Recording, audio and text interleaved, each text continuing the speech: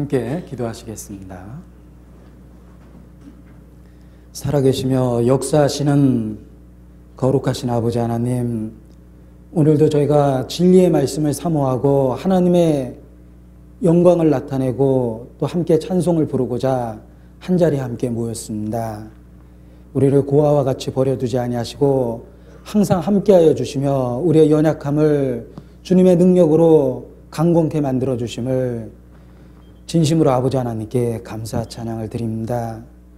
주여, 우리의 삶이 결코 헛되지 않도록 시간 주관하여 주시고 우리가 어느 때에 어느 곳에 있든지 성령께서 우리의 생애를 온전히 주관하여 주시기를 간절히 기도합니다. 주님 앞에 올바로 똑바로 살아갈 수 있도록 말씀 가운데 우리의 삶을 변화시켜 주시고 성령의 능력으로 더욱 함께하여 주시옵소서. 주님 앞에 부끄러움 없는 일꾼이 되기 원하고 또 우리의 삶이 주님 앞에 귀하게 쓰여질 수 있기를 진심으로 바라고 원합니다. 주여, 이 시간 우리 각 사람 살펴주시고 또 주님 앞에 혹 잘못된 거 있으면 말씀 가운데 책망해 주시며 더욱 주님 뜻 가운데 올바로 살 수 있는 능력과 지혜를 얻는 귀한 시간 될 수 있도록 도와주시옵소서. 우리는 연약하고 또 어리석기까지 합니다. 성령의 능력으로 함께해 주시고 온전히 우리의 생을 주관하여 주시기를 더욱 기도합니다. 또한 저희가 함께 모여서 주님 앞에 간절히 기도하는 것이 있습니다. 혹 아직 우리 가까이 있는 자 중에 구원 얻지 못한 자가 있다면 이 시간 기억해 주시고 그들의 영혼을 인도할 수 있는 기회를 주시며 또 그들에게 전도할 수 있는 능력을 우리에게 허락하여 주시기를 주님 앞에 부탁드립니다. 주 예수를 믿으면 너와 네 집이 구원을 얻으리라는 약속의 말씀이 우리 온 가족에게 이루어질 수 있도록 함께하여 주시옵소서. 또 특별히 병상에 있는 형제 자매님들 이 시간 기억하고 그들을 위하여 기도합니다. 주님, 새롭게 건강을 회복하여 주셔서 주님과 더욱 힘있게 나머지 생에 살아갈 수 있도록 기회를 주시고 은혜를 베풀어 주시옵소서. 또한 그 병상의 고통 가운데 혹 마음에 시험이 생길 때에 주님 능력으로 위로하시고 믿음 가운데 더욱 굳게 설 수 있도록 붙잡아 주시기를 또한 기도합니다. 멀리 중국 땅에서 전도하시는 이요한 목사님, 또 함께 하신 문관용 목사님, 또 그 일행들에게 함께해 주시고 주님의 능력 가운데 복음이 증거되고 더욱 하나님의 영광을 나타내는 귀한 시간 될 수 있도록 그들 가운데 함께 하시고 주관하여 주시기를 이 시간 또한 같은 마음으로 아버지 하나님께 간절히 기도합니다. 오늘 함께한 시간 오직 주께 의지하며 언제나 우리를 사랑하시는 고마우신 예수님의 이름으로 기도드렸습니다. 아멘. 네, 성경, 신약 성경 마태복음 7장 말씀을 같이 찾겠습니다.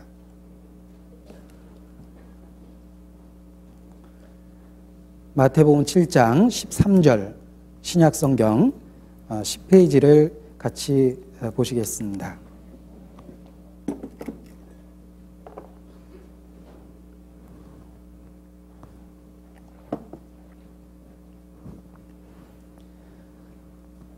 (7장) 13절 15절까지의 말씀을 같이 읽겠습니다.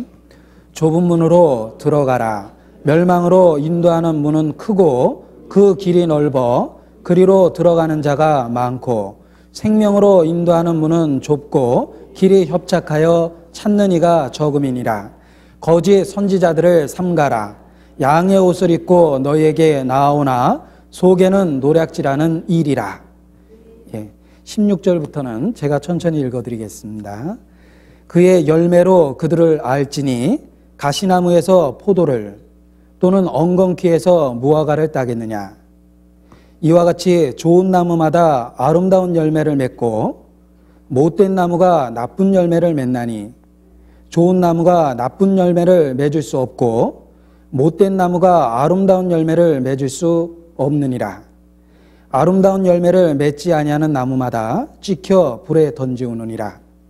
이러므로 그의 열매로 그들을 알리라. 나더러 주여 주여 하는 자마다 천국에 다 들어갈 것이 아니요 다만 하늘에 계신 내 아버지의 뜻대로 행하는 자라야 들어가리라. 그날에 많은 사람이 나더러 이르되 주여 주여 우리가 주의 이름으로 선지자 노릇하며 주의 이름으로 귀신을 쫓아내며 주의 이름으로 많은 권능을 행치 아니하였나이까 하리니 그때 내가 저희에게 밝히 말하되 내가 너희를 도무지 알지 못하니 불법을 행하는 자들아 내게서 떠나가라 하리라. 그러므로 누구든지 나의 이 말을 듣고 행하는 자는 그 집을 반석 위에 지은 지혜로운 사람과 같으니 비가 내리고 창수가 나고 바람이 불어 그 집에 부딪히되 무너지지 아니하나니 이는 주초를 반석 위에 놓은 연고요 나의 이 말을 듣고 행치 아니하는 자는 그 집을 모래 위에 지은 어리석은 사람과 같으리니 비가 내리고 창수가 나고 바람이 불어 그 집에 부딪힘에 무너져 그 무너짐이 심하니라. 28절 29절은 같이 읽겠습니다. 예수께서 이 말씀을 마치심에 무리들이 그 가르치심에 놀래니 이는 그 가르치는 것이 권세 있는 자와 같고 저희의 서기관들과 같지 아니함일러라. 담임 목사님 이효한 목사님께서는 전주교회 문관용 목사님과 또 많은 분들과 함께 중국 순회 전도 여행 중에 계십니다. 청도, 북경, 연길, 도나, 심양 이렇게 5군데를 신방하실 계획을 갖고 출국하셨습니다. 특별히 도나 지역에서 중국 지역 하계 수양회가 늦게나마 진행이 될 예정입니다. 기억하시고 함께 기도해 주셨으면 좋겠습니다. 우리가 함께 가지는 못했지만 참여할 수 있는 가장 쉬운 방법이 먼저 기도로 동참하는 것이라고 생각합니다. 함께하는 기도가 진리를 위하여 함께 수고하는 자가 되게 하려 함이라는 말씀처럼 같은 사역에 참여하는 직접 간접적으로 참여하는 방법이라고 생각합니다. 교회 이름으로 나갔기 때문에 교회가 기억하고 기도해 주는 것이 마땅하다고 생각을 합니다. 오늘 좁은 문으로 들어가라라는 이 본문을 중심으로 해서 함께 교훈을 나눠보고자 합니다. 성경 전체적으로 일관된 가르침이 있습니다. 반복되는 가르침이 있습니다. 그것은 모든 인생에게 2가지 삶의 모습이 있으며 2가지 운명이 있다는 것을 성경은 일관되게 우리에게 일깨워주고 있습니다. 예를 들면 아주 2가지의 대조적인 개념이 성경에는 반복적으로 등장합니다. 천국과 지옥, 생명과 사망, 복과 저주, 빛과 어둠, 이와 같은 2가지 대조적인 개념이 성경 전체에 나타나며 그것을 설명하기 위한 수많은 비유 속에서도 역시 2가지 삶의 모습 또는 2가지 운명에 대해서 아주 잘 반복적으로 설명되고 있습니다. 예를 들면 생명과 선악과, 알곡과 가라지, 곡식과 쭉정이, 좋은 물고기와 나쁜 물고기, 양과 염소. 자, 이러한 그 비유 속에서도 반복적으로 역시 2가지 운명이 있으며 2가지 삶의 모습이 있다는 걸 우리에게 일깨워주고 있습니다. 오늘의 본문도 그러합니다. 오늘 본문 속에 역시 2가지 대조되는 개념이 반복적으로 등장하고 있습니다. 좁은 문이 있습니다. 넓은 문이 있습니다. 좁은 길이 있습니다. 넓은 길이 있습니다. 그리고 좋은 나무가 있고 나쁜 나무가 있습니다. 하나님 뜻대로 행하는 자가 있고 행치 않은 자가 있습니다. 또 집을 반석 위에 지은 지혜로운 자가 있는가 하면 집을 모래 위에 지은 어리석은 자가 또한 나옵니다. 이와 같이 반복적인 개념 속에 2가지 대조되는 개념이 계속해서 등장하고 있다는 걸 알 수 있습니다. 모든 사람에게 그와 같이 2가지 삶의 모습이 있으며 그 삶의 모습의 결과인 운명이라는 게 존재합니다. 중간은 없습니다. 성경 전체를 통해서 그 그 두 가지 명확한 개념을 이야기하고 있으며 중간이 없다라는 걸 우리에게 일깨워주고 있습니다. 우리가 상식적으로 자기 자신을 살펴볼 때 나는 천국 갈 정도로 그렇게 착하지는 않지만 지옥 갈 정도로 그래도 그렇게 나쁜 사람은 아니다. 아마 보통 자기 자신을 그렇게 평가할 것입니다. 그러나 자기 생각과는 다르게 중간이 없습니다. 실제로는 지옥 갈 사람입니다. 내가 천국 갈 정도로 착하지는 않지만 그래도 지옥 갈 정도로 그렇게 나쁜 사람은 아니라고 얘기하는 그 순간에 실제로는 그 사람은 성경에서 말하는 이뤄진 영혼 쪽에 속합니다. 성경은 중간이 없이 그 두 가지 분명한 운명이 있다는 걸 우리에게 일깨워 줍니다. 또한 구원받은 그리스도인의 삶도 그러합니다. 주님 뜻 가운데 살든지 주님과 상관없이 주님을 대적해서 살고 있든지 둘 중에 하나입니다. 어떤 그리스도인은 말합니다. 내가 비록 주님 뜻 가운데 살지는 못하지만 그렇다고 내가 죄를 짓고 살고 있는 것은 아니다. 이렇게 얘기합니다. 그러나 착각했습니다. 중간이 없다고 그랬습니다. 주님 뜻과 함께 살아가지 아니하면 실제로는 그 생활 자체가 이미 하나님을 대적하고 있는 삶의 모습입니다. 성경은 우리의 삶의 모습이나 운명에 있어서 중간이 없으며 두 가지 분명한 삶의 모습이 있고 운명이 있다라고 얘기합니다. 좁은 문으로 들어가라라는 말씀은 우리의 삶의 올바른 선택을 해야 될 것을 일깨워주고 있는 표현입니다.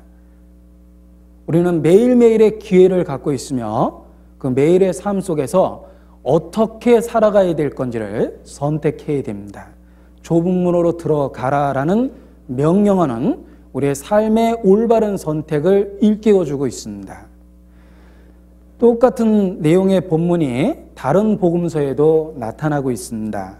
오늘 본문에 표시하시고 누가복음 13장을 보시겠습니다.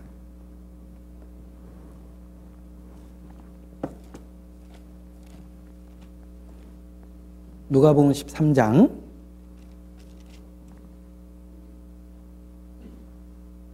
24절입니다.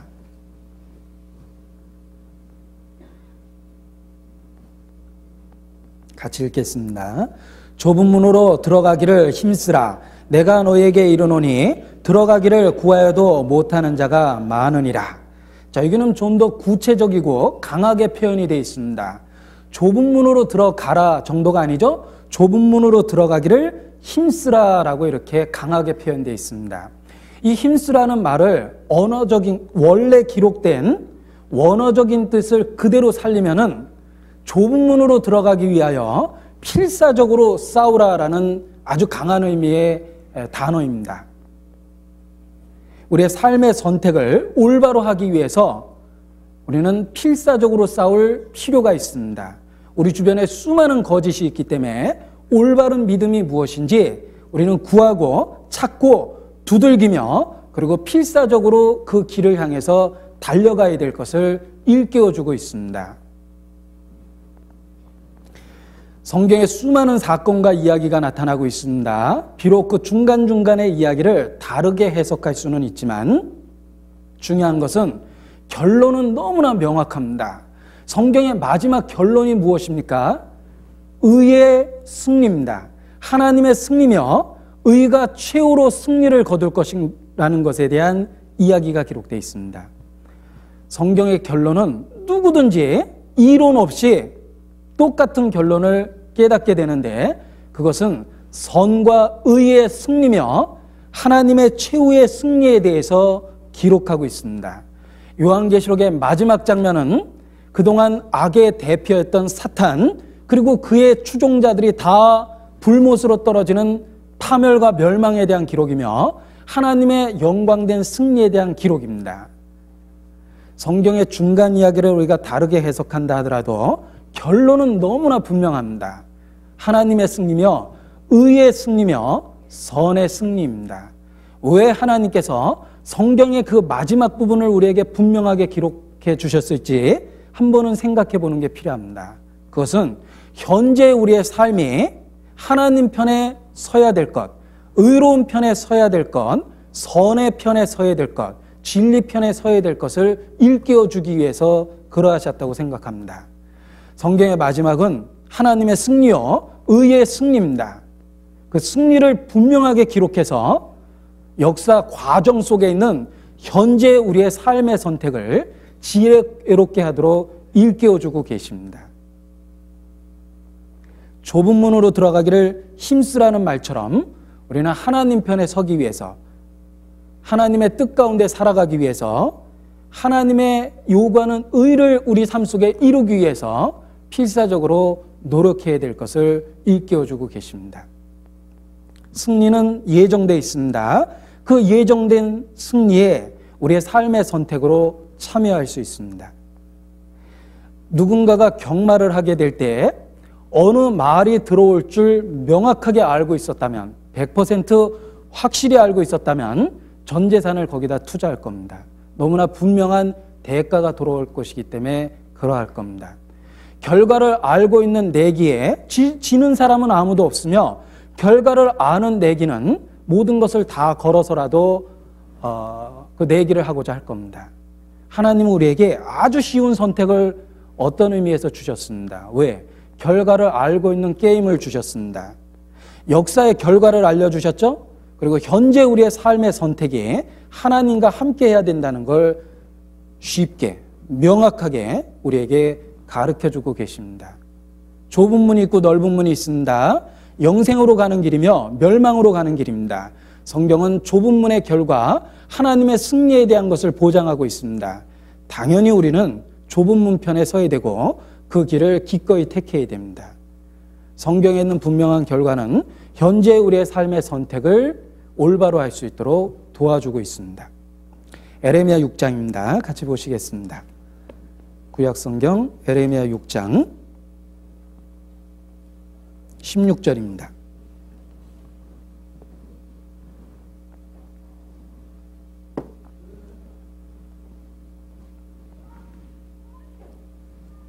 제가 읽겠습니다. 1060페이지. 여호와께서 이같이 말씀하시되 너희는 길에 서서 보며 옛적 길 곧 선한 길이 어디인지 알아보고 그리로 행하라. 너희 심령이 평강을 얻으리라 하나 그들의 대답이 우리는 그리로 행치 않겠노라 하였으며. 자, 하나님은 우리를 일깨워 주시기를 너희는 길에 서서 보며 잘 관찰하라는 뜻입니다. 인생길에 서서 삶의 선택이 주어질 때 서서 한번 보십시오. 옛적 길, 곧 선한 길이 어디인지 알아보고 잘 살펴봐야 됩니다. 그리로 행하라. 올바른 길이 무엇인지 서서 보고 알아보고 그렇게 행하라라고 일깨워주고 계십니다. 우리는 삶의 선택을 하나님이 예정한 승리 쪽을 향해서 선택을 해야 된다는 건 당연한 겁니다. 비록 그 길이 좁고 협착하며 어려움이 많은 길이라고 말씀하고 계시지만 우리에게 결과를 알려주셨기 때문에 우리는 기꺼이 현재의 고난, 현재의 어려움을 감당하겠다라는 마음을 가질 수 있습니다. 최후 승리를 명확하게 바라본다면 현재 우리의 삶의 선택에 있어서 비록 고난과 어려움과 슬픔의 길일지라도 우리는 기꺼이 그 길을 택하고자 하는 의지를 가질 수 있습니다. 성경은 그렇게 올바른 선택을 도와줍니다. 자, 좁은 문으로 가는 것은 좁은 길입니다. 좁은 문을 통과해서 가는 길 역시 또한 좁은 길입니다. 길이 좁고 협착하다라는 말은 힘들 것이라는 뜻이며 외로움도 있고 또 세상과 자기 자신을 포기하는 고통스러운 길이라는 걸 일깨워주고 있습니다. 신앙의 길, 제자의 길, 그리스도를 따르는 삶이 결코 만사형통하며 무엇이든지 평안할 거라고 성경은 절대 이야기하지 않습니다. 성경은 그 길에 많은 어려움이 있으며 눈물이 있으며 핍박이 있고 따돌림이 있고 외롭고 고통스러운 길이라는 걸 이야기해주고 그 각오를 우리에게 할 수 있도록 도와주고 있습니다. 좁은 문이며 좁은 길입니다. 길이 좁고 협착하다라는 걸 일깨워주고 계십니다. 그러나 분명한 건 결과가 약속된 길입니다. 예수님은 제자들에게 여러 차례 반복적으로 이야기하십니다. 누구든지 나를 따라오려거든 자기 십자가를 지고 나를 쫓아야 할 것이니라. 날마다 자기 십자가를 지고 나를 쫓아야 할 것이다. 반복해서 제자들을 가르치셨습니다. 제자의 길, 신앙의 길이 결코 순탄하고 평탄할 것만은 아니라는 걸 마음에 각오할 수 있도록 여러 차례 일깨워 주셨습니다. 고난을 위하여 너희가 부르심을 입었나니 그리스도도 너희를 위하여 고난을 받으사 너희에게 본을 끼쳐 그 자취를 따라오게 하려 함이니라. 그리스도의 고난의 길이 신앙인의 길이 될 거라는 걸 성경은 일깨워 주고 있습니다. 단단히 각오해야 될 것을 우리 마음에 계속해서 일깨워 주고 계십니다. 빌립보서 1장입니다.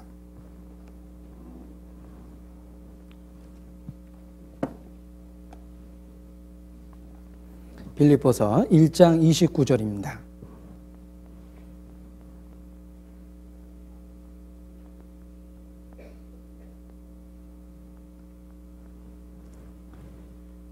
(319페이지) 같이 읽겠습니다. 그리스도를 위하여 너희에게 은혜를 주신 것은 다만 그를 믿을 뿐 아니라 또한 그를 위하여 고난도 받게 하심이라. 처음부터 고난은 예정되어 있었습니다. 우리가 예수 그리스도를 우리의 구주로 믿는 그날 좁은 문을 선택했으며 그리고 우리에게 펼쳐져 있는 길은 역시 좁고 협착한 길입니다. 고난도 함께 예비되어 있었습니다.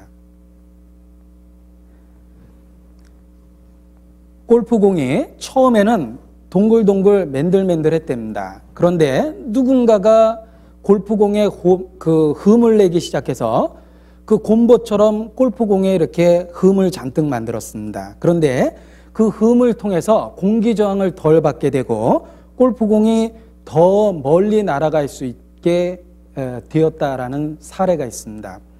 골프공이 보기는 나쁘고 곰보처럼 되어 있지만 골프공은 그로 인해서 더 멀리 날아갈 수 있도록 설계된 겁니다.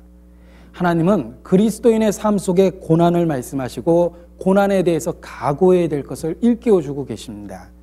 우리가 더 멀리 힘있게 날아갈 수 있도록 하나님은 우리에게 골프공의 그 디자인된 흠처럼 우리의 삶 속에 고난을 예비하셨습니다. 신앙의 길이라는 것이 넓은 문이 아니고 좁은 문이라는 걸 각오할 필요가 있습니다. 길이 좁고 협착하다라는 걸 각오할 필요가 있습니다. 고난의 길이며 사람에게 따돌림을 받고 외로운 길이며 자기 자신을 포기해야 되는 길입니다. 어린 시절부터 익숙했던 찬송의 가사 속에 이런 찬송이 있습니다. 그리 쉽진 않아요. 천국 가는 그 길엔 어려움 많아요. 때론 괴로움에 겁이 몹시 나지만 난 돌아서진 않을 거예요. 자, 어린 시절부터 익숙했던 찬송입니다. 가사가 정확한지는 모르겠지만 아무튼 기억은 납니다. 그리 쉽지 않아요. 천국 가는 그 길엔 어려움 많아요. 때론 괴로움에 겁이 몹시 나지만 난 돌아서지 않을 거예요. 그건 아이들이 부르는 찬송가에도 잘 표현되어 있습니다. 신앙의 길이 고난이 예비된 길이라는 것을 그 아이들의 찬송 속에서도 설명되어지고 있는 겁니다. 우리는 간혹 왜곡된 생각을 가질 때가 있습니다. 복음을 쉽게 완성된 속죄를 받아들였기 때문에 신앙의 길도 그와 같이 어떤 핑크빛, 아주 화려한 미래를 생각하고 편안한 신앙생활을 생각해 보지만 실제로 성경은 우리에게 자기 십자가를 지는 길이라는 걸 가르쳐주고 있습니다. 타협된 복음은 넓은 길을 이야기합니다. 왜곡된 복음은 넓은 길을 이야기합니다. 그러나 그 결과는 멸망의 길입니다. 이 문과 길이라는 것은 현재로부터 영원한 세계로 이어지는 매개체입니다. 우리는 문을 통해서 현재로부터 영원한 세계로 나아가며 길을 통해서 현재로부터 영원한 세계로 걸어갑니다. 그런데 좁은 문이며 좁은 길이며 고난의 길입니다. 신앙의 길이 그러합니다. 만일 복음을 왜곡하고 복음의 의미를 퇴색시키고 잘못된 복음, 편집된 복음, 인간의 생각으로 수정된 복음을 전한다면 거기에는 아무런 반대가 없고 어려움도 없고 그냥 만사형통하고 즐거운 길이라고 그렇게 보장되는 길을 혹 누군가가 얘기할 겁니다. 그러나 신앙의 길은 성경은 절대 그런 평탄한 길에 대해서 이야기하고 있지는 않습니다. 왜곡된 복음은 넓은 길을 이야기하고 타협된 복음이 넓은 문을 이야기합니다. 그러나 진리 그 자체는 예수님도 십자가를 짐으로 우리를 구원하셨고 또 신앙의 길은 십자가, 자기 십자가를 지는 고난의 길임에 틀림이 없습니다. 그럼에도 불구하고 이 세상에서는 넓은 문에 대해서 외치는 선지자가 참으로 많이 있습니다. 똑같이 예수 믿으라고 하면서 사람들은 아무런 장애나 반대나 어려움이 없는 편안한 쪽에 예수 그리스도를 전합니다. 그러다 보니까 편집되고 왜곡된 잘못된 복음을 전하게 됩니다. 그런 편안한 이야기는 사람들 본성과 취향에 딱 맞습니다. 수많은 사람들이 듣기를 좋아합니다.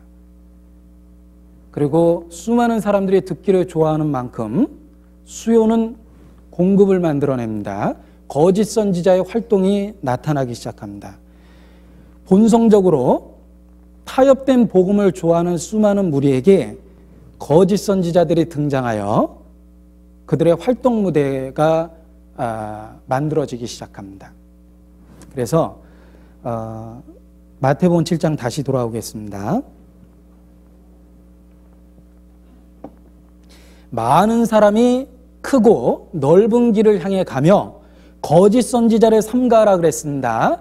바로 크고 넓은 길을 전하는 수많은 거짓 선지자들이 있을 거에 대해서 경고하고 계십니다. 사람의 본성에 맞추며 자기의 취향에 딱 맞는 이야기를 하고 예수님을 믿어도 아무것도 포기할 게 없고 희생할 것도 없다라고 왜곡된 복음을 전합니다. 그러한 왜곡된 복음은 수많은 사람들에게 환영을 받고 수많은 사람들이 그런 복음을 듣고 즐거워합니다. 그러나 그러한 복음을 듣고 변화될 수는 없습니다. 거듭날 수는 없습니다. 왜냐하면 그 복음은 멸망으로 인도하는 문이었기 때문에 그러합니다. 디모데후서 4장 성경도 경고하고 있습니다. 디모데후서 4장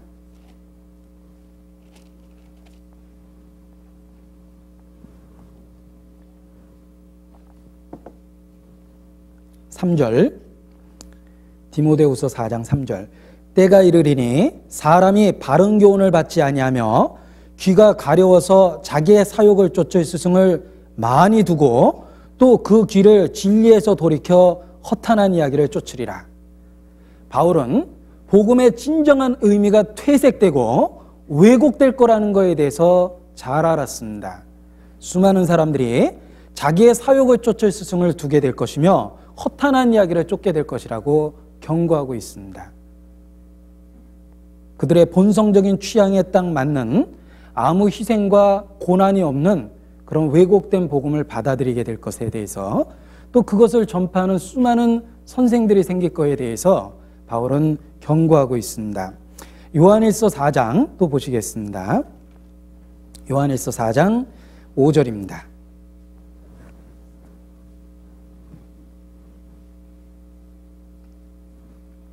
(392페이지) 요한일서 4장 5절 같이 읽겠습니다. 저희는 세상에 속한 거로 세상에 속한 말을 하며 세상이 저희의 말을 듣느니라. 자, 복음과 세상이 결합돼서 왜곡된 복음, 편집된 복음, 변질된 복음을 전하게 됩니다. 그리고 세상은 그러한 메시지에 대해서 환영하게 됩니다. 미가서에도 그러한 경고가 있습니다. 구약성경 미가서 또 같이 보겠습니다. 미가, 나움, 하박국, 스바냐, 학개, 미가서입니다. 어디서 찾아야 될지 좀 막막하시죠? 네, 미가서 2장 1292페이지입니다. 구약성경 1292페이지, 미가서 2장 11절입니다.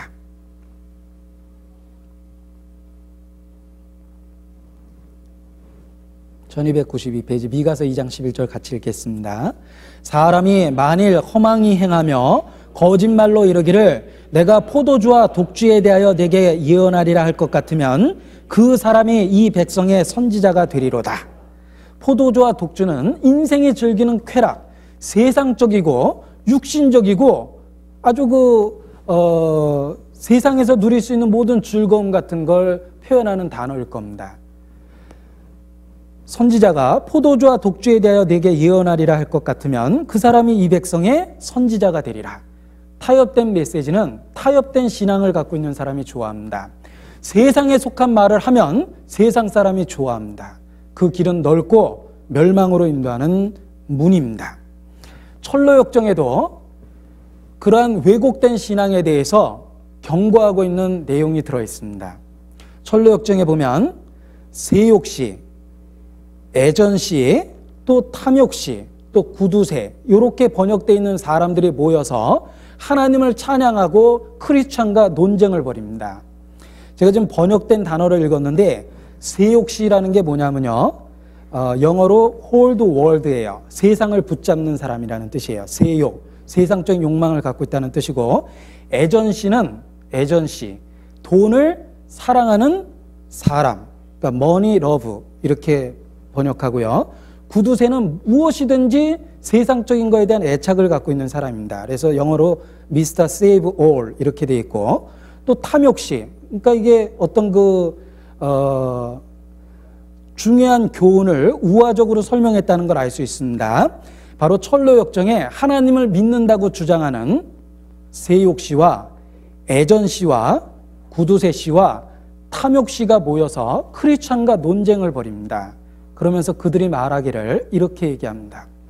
아브라함도 하나님을 믿고 부자가 되었으며 솔로몬도 하나님을 믿고 부자가 되었는데 우리가 신앙을 통해서 부유함을 즐기는 것이 무엇이 잘못됐는고 이렇게 표현합니다.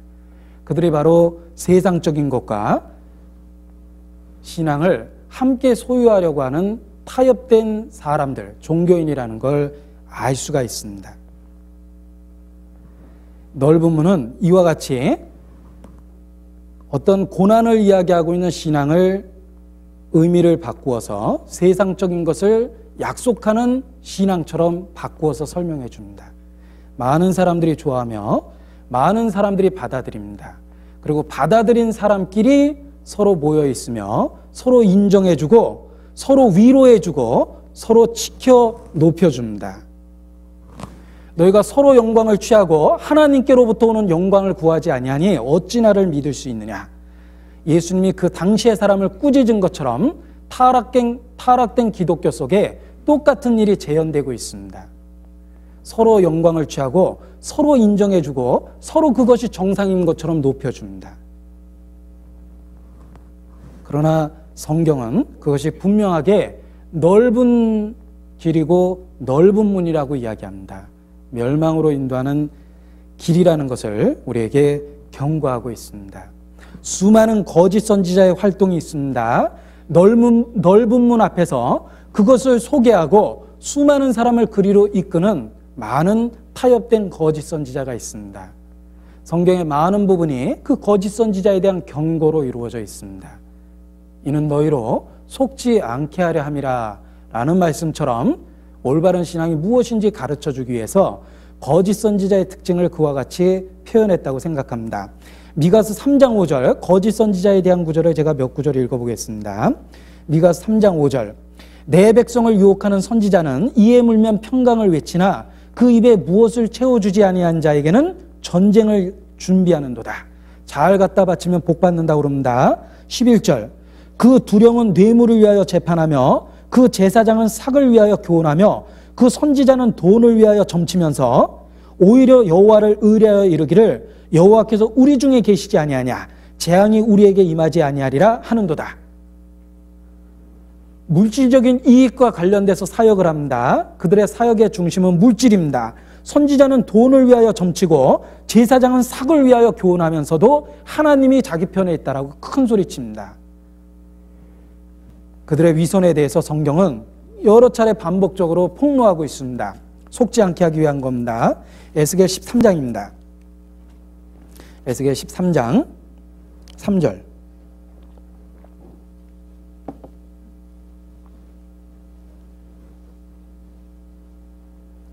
에스겔 13장 2절 1166페이지. 인자야, 너는 이스라엘에 예언하는 선지자를 쳐서 예언하되 자기 마음에서 나는 대로 예언하는 자에게 말하기를 너희는 여호와의 말씀을 들으라. 자기 마음대로 얘기하는 거죠.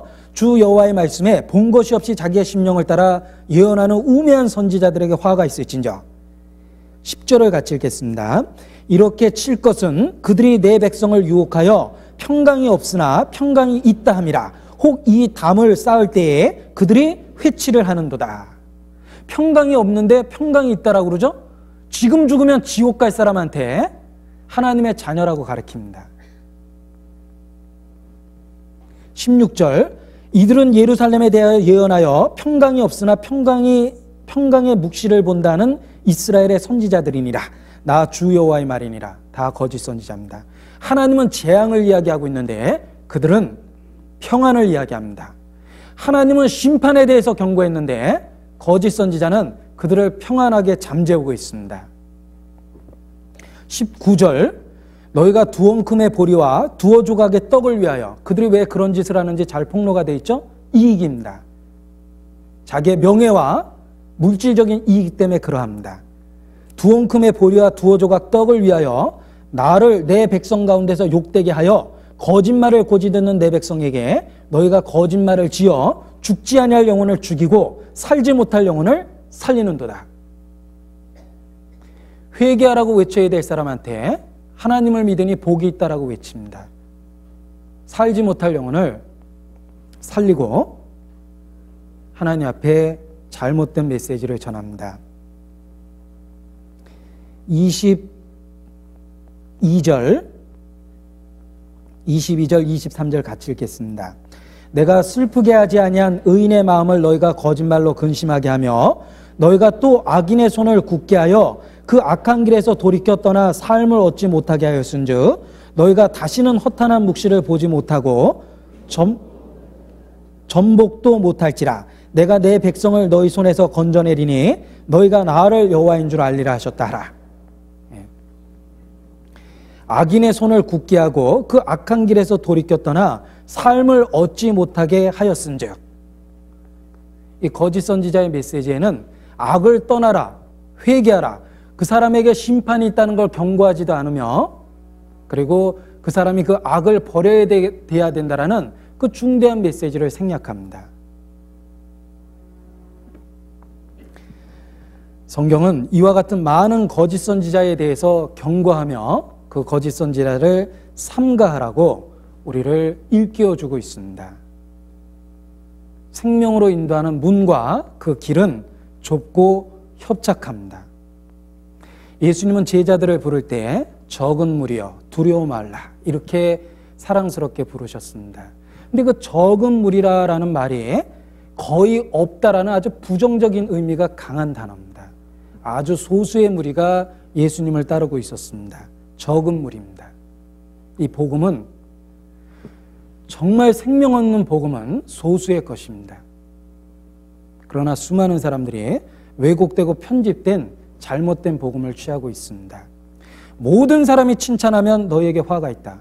결코 좁은 문과 좁은 길은 세상 모든 사람에게 환영받을 수 있는 메시지는 아닙니다. 독선적이며 배타적이란 욕을 들을 때도 있을 겁니다. 믿음은 모든 사람의 것이 아니니라. 성경이 이야기하고 있는 믿음은 결코 세상적인 사람한테 받아질 수 없는 메시지입니다. 그럼에도 불구하고 많은 기독교인들이 있습니다. 양적으로는 대단한 성공을 거두었지만 그들의 믿음의 실태를 들여다보면 정말 세례 요한의 메시지가 우리 시대에 절실하게 필요합니다. 회개하라. 회개치 아니하면 찢겨 불에 던지우리라. 세례 요한은 그 시대에 타락한 이스라엘에게 그러한 긴박한 메시지를 던졌습니다. 우리 시대의 세례 요한이 이 자리에 섰다면 똑같은 메시지를 외칠 거라고 생각합니다.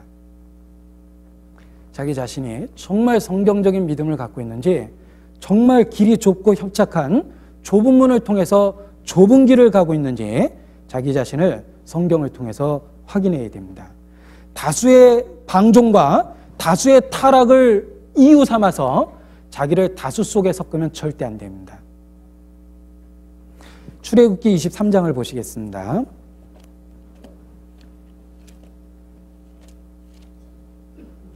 출애굽기 23장 2절입니다.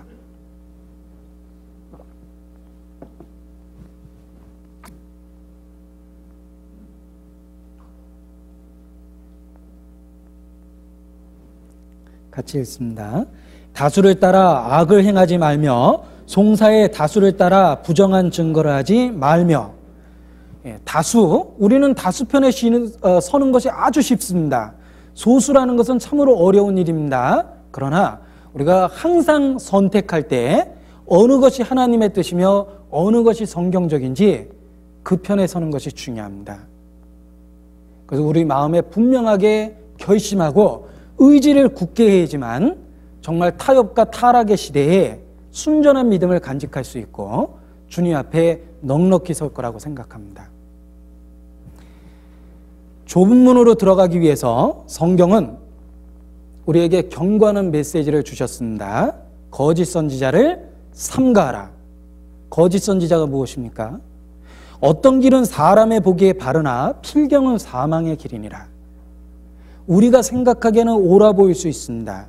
내 생각으로는 괜찮아 보입니다. 그러나 우리의 생각과 판단은 틀릴 가능성이 더 많습니다.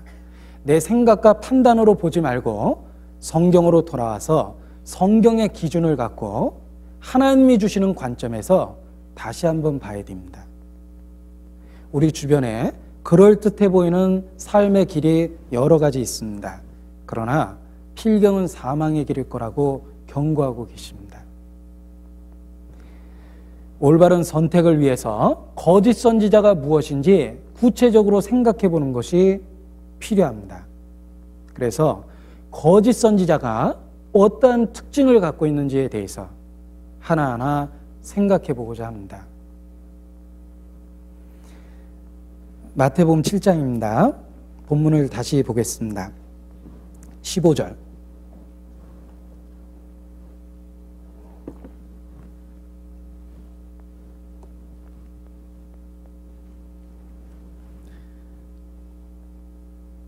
거짓 선지자를 삼가하라. 양의 옷을 입고 너희에게 나오나 속에는 노략질하는 일이라. 거짓 선지자의 첫 번째 특징은 양의 옷을 입었지만 속에는 노략질하는 이리가 있습니다. 양의 옷을 입었다라는 건 기독교의 형식과 기독교의 용어를 사용하며 누구든지 받아들일 수 있는 기독교의 교리를 이야기합니다. 외적으로는 완벽한 양의 모습을 갖고 있습니다. 성경은 외적인 고백을 이야기하는 게 아닙니다. 그들의 외적인 신앙 고백이나 외적인 어떤 행위를 이야기하고 있는 것이 아닙니다. 그들 속에 무엇이 있는지를 잘 살펴봐야 될 것을 일깨워주고 있습니다. 선행은 가장될 수 있습니다. 기독교적인 고백도, 신앙의 고백도 가장될 수 있습니다. 기도도 사람에게 보이기 위해서 할 수 있습니다. 외적인 헌신과 봉사도 얼마든지 사람에게 보이기 위하여 나타낼 수 있습니다. 성경은 양의 옷을 입었다라고 이야기합니다.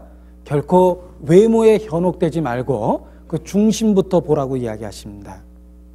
속에는 노략질하는 이리가 있다라고 경고하십니다. 그 동기가 무엇이며 그 중심에 무엇이 있는지를 우리는 잘 살펴보는 것이 필요합니다.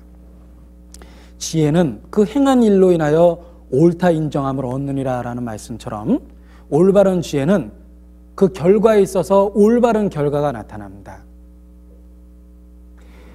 만일 거듭나지 않은 사람, 구원 얻지 못한 사람이 메시지를 듣고 오히려 구원의 확신을 갖게 된다면 잘못된 왜곡된 메시지를 전한 겁니다.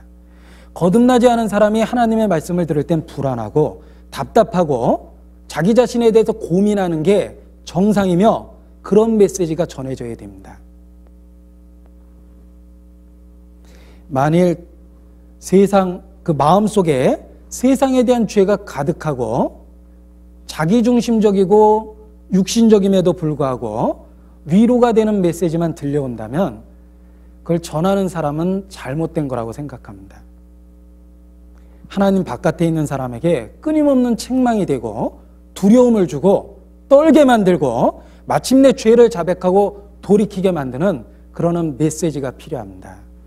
그런데 왜곡된 메시지를 취하면 기독교의 형식과 교리는 갖추지만 잘못된 동기로 잘못된 메시지를 전합니다. 고린도후서 11장입니다. 13절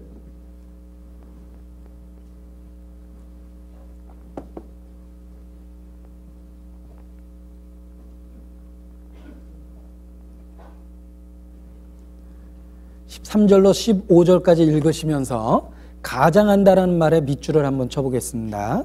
저런 사람들은 거짓 사도요 괴율의 역군이니 자기를 고린도후서 11장 13절로 15절입니다.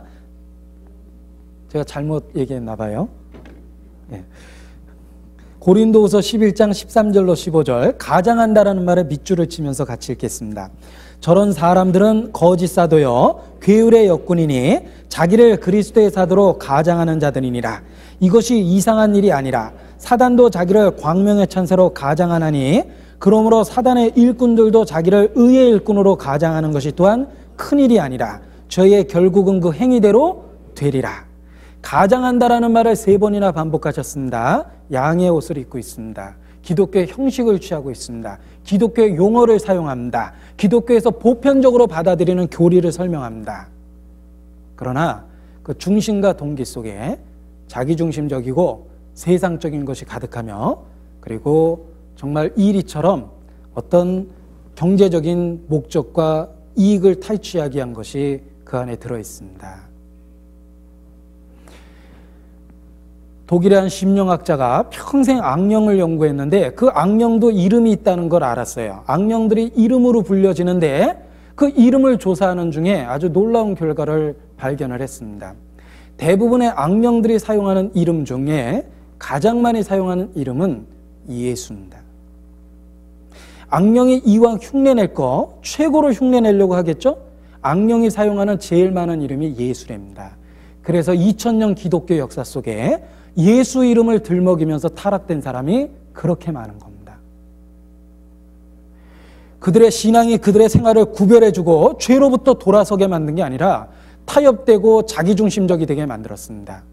얼마나 왜곡된 종교인이 우리 주변에 많습니까? 사탄의 부지런한 활동의 결과입니다. 기독교의 용어를 사용해서 수많은 사람들을 타락시켰습니다. 거짓 선지자는 양의 옷을 입었지만 속에 그 동기에 있어서 노략질하는 일이가 있습니다. 그래서 우리가 잘 살펴보는 것이 필요합니다. 거짓 선지자의 또 다른 특징을 보겠습니다. 본문으로 다시 돌아가겠습니다. 마태복음 7장 22절 제가 읽어보겠습니다. 그날에 많은 사람이 나더러 이르되 주여 주여 우리가 주의 이름으로 선지자 노릇하고 주의 이름으로 귀신을 쫓아내고 주의 이름으로 많은 권능을 행치 아니하였나이까. 자, 여기 자칭 선지자들이 있습니다. 주의 이름으로 귀신도 쫓아내고 주의 이름으로 많은 권능을 행했다라고 주장하고 있습니다. 사실입니다. 거짓 선지자도 기적이나 이적을 일으킵니다. 그러나 그들은 기적과 이적으로 사람들을 미혹합니다. 거짓 선지자는 하나님의 말씀을 신뢰하기보다는 이적이나 기적을 통해서 활동합니다. 그러나 여기 큰 능력을 행한 사람들이 쫓겨났다라는 것은 초자연적인 이적이나 기적 또는 은사가 하나님께로부터 왔다라는 걸 보증하지는 않는다는 걸 우리에게 가르쳐주고 있습니다. 굉장한 기적을 행했다고 해서 하나님의 사람은 아닙니다. 굉장한 은사가 있다고 해서 그가 하나님의 사람이라는 걸 증거하진 않습니다. 비록 기적도 없고 눈에 띄는 큰 은사는 없다 하더라도 하나님의 말씀을 전하고 그 말씀으로 인해서 변화가 생기면 그가 하나님의 사람입니다. 거짓 선지자는 말씀에 대한 것보다는 이적이나 체험이나 아니면 은사를 강조합니다. 성경은 마지막 때에 어떤 일이 있을 것을 경고하셨냐면 마지막 때가 되면 거짓 그리스도들과 거짓 선지자들이 많이 나타나서 큰 표적과 기사를 보여 할 수만 있으면 택하신 자도 미혹하게 하리라. 마지막 때 적그리스도는 기적과 이적으로 나타납니다. 심지어는 하늘로부터 불도 내려오게 하여 그 기적을 통하여 땅에 있는 자들을 미혹해 했다라고 되어 있습니다. 사탄의 역사는 모든 능력과 기적과 표적과 거짓 속임수로 멸망하는 자들에게 임할 것이라고 기록도 되어 있습니다. 성경은 오히려 마지막 때가 되면 기적이나 이적을 통해 믿는 것이 아니라 더욱더 말씀을 굳게 붙잡아야 될 것을 경고하고 있습니다. 왜냐하면 마지막 때 적그리스도의 역사는 표적이나 이적을 통해 나타나기 때문에 그러합니다. 우리 시대에는 기적이나 이적이 필요한 것이 아니라 기록된 말씀 그대로의 증거가 필요합니다.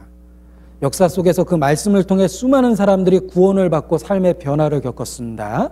우리 시대에도 동일한 말씀의 증거가 필요한 것이지 결코 물리적인 기적이나 이적이 필요한 것은 아닙니다. 어떤 유명한 부흥 집회에서 강사가 나타나서 하나님은 능력을 행한다라는 본문을 읽고 모든 병든 자를 이렇게 세웠습니다. 나오라고 이야기했습니다. 그리고 기적을 행했습니다. 사실인지 모르겠지만 물리적인 기적은 나타났습니다. 수많은 사람들이 놀라워합니다. 그리고 그 기적을 행한 이후에 여러분들 예수님 영접하십시오라고 얘기하니까 거의 대부분 다 앞으로 나와서 예수님 믿겠다고 영접했습니다. 자, 그들이 믿은 예수님이 무슨 예수님입니까? 십자가에 대속하신 예수님입니까? 아닙니다. 기적을 행하는 예수님을 믿은 거예요. 성경이 증거하고 있는 십자가에 못 박힌 예수가 아닙니다. 하나님은 결코 그렇게 증거되길 원치 않으셨습니다. 말씀이 없는 기적과 이적은 사탄의 역사입니다. 하나님은 이유 없는 기적과 이적을 일으키지 않습니다. 말씀의 증거를 위해서 기적과 이적을 일으킨 적은 있습니다. 그러나 말씀의 증거가 없는 기적과 이적은 사탄의 역사입니다. 그들이 믿게 된 예수님은 대속하신 예수님이 아닙니다. 십자가에 죽으신 예수님이 아닙니다. 그들이 믿은 예수는 능력과 기적의 예수입니다.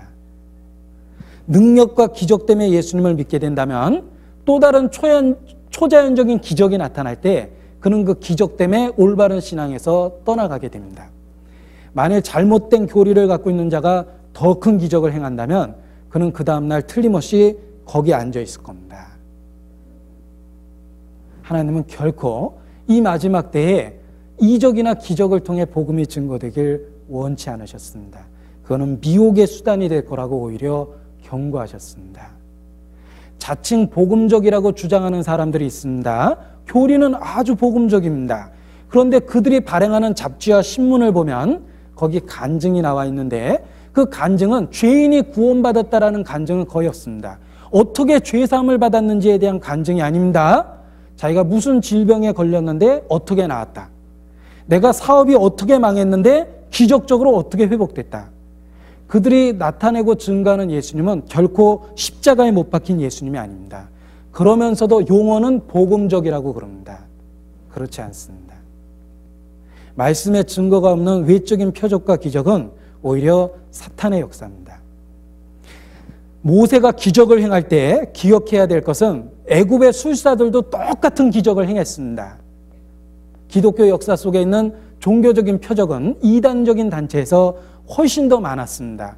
실제로 수많은 사람의 삶을 변화시켰던 전도자들, 역사 속에 있는 유명한 전도자들 중에 표적을 행하거나 기적을 행한 선지자는 별로 없습니다.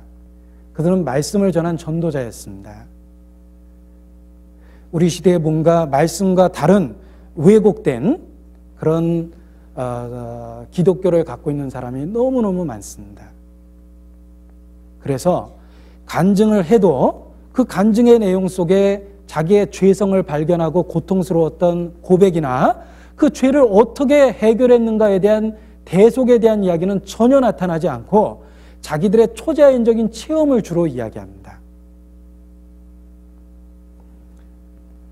그들은 자기가 하나님께 속하였다는 증거를 예수님의 대속이라는 십자가 사건의 근거를 둔 것이 아니라 자기가 경험했던 체험, 이적, 표적을 가지고 자기의 신앙을 스스로 보증하고 있습니다. 유명한 여자 목사님이 있습니다. 그 여자 목사님이 쓴 두꺼운 자기의 삶에 대한 기록 중에 거듭남이라는 편이 있어요. 거기를 읽어보니까 어느 날 기도하는 중에 갑자기 온몸이 뜨거워지고 혀가 돌아가고 알지 못하는 말이 내 입에서 쏟아지기 시작했다. 그날 거듭났다고 이야기합니다. 그렇게 가르치는 교파가 있습니다. 방언한 것을 거듭났다고 가르치는 오순절 교파가 있습니다. 그런데 전혀 성경적이지 않습니다. 그는 구원받은 증거와 확신을 예수님의 십자가에다 둔 게 아니라 자기에게 일어난 표적에다 둔 겁니다. 그날 내가 초자연적인 기적을 체험했다는 거죠. 성경적이지 않습니다. 그날에 밝히 이르되 내가 너를 도무지 알지 못하니 나를 떠나가라. 통곡하는 날이 있을 겁니다. 표적이나 기적이 결코 그가 하나님의 사람이라는 걸 증거하진 않습니다. 어떤 분은 너무 아프니까 아무리 기도해도 안 낫더라. 그래서 어디 용한 그 목사님이 있다 그러니까 내가 거기 가서 병만 낫고 다시 말씀 들으러 오겠다. 그렇게 얘기하는 분도 계십니다. 그런데 그것도 아주 합당하지 않은 생각입니다. 하나님이 병을 주셨고 정말 기도했는데도 병을 머무르게 했다면 그럴 만한 이유가 있는 겁니다. 하나님은 우리의 건강을 통해서도 하나님의 영광을 나타내지만 더 기억할 것은 우리가 연약할 때 그의 영광을 더욱 나타낼 수 있습니다. 정말 기도하고도 병이 내게 머물러 있다면 하나님의 뜻이 있습니다. 우리는 믿음 가운데 그를 더욱 찬양해야 됩니다. 그런데 외적인 표적을 구하고 말씀을 떠나면 스스로 어리석은 선택을 하는 겁니다.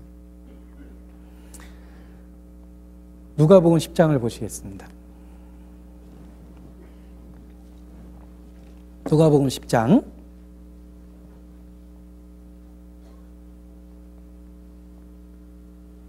20절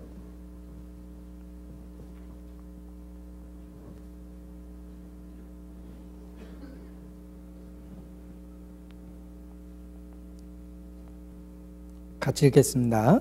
그러나 귀신들이 너희에게 항복하는 것으로 기뻐하지 말고 너희의 이름이 하늘에 기록된 것으로 기뻐하라 하시니라. 귀신들이 항복하는 게 대단한 능력 아닙니까? 그러나 그 능력이 우리를 통하여 나타난다 하더라도 그 외적인 능력을 갖고 기뻐하지 말고 오히려 너희의 이름이 하늘에 기록된 것으로 기뻐하라. 하나님이 나 같은 죄인을 예수 그리스도 안에서 받아줬다는 것이 우리의 진정한 기쁨이지 우리에게 외적으로 나타난 표적이 결코 기쁨의 원인이 될 수 없다는 걸 가르쳐주고 있습니다.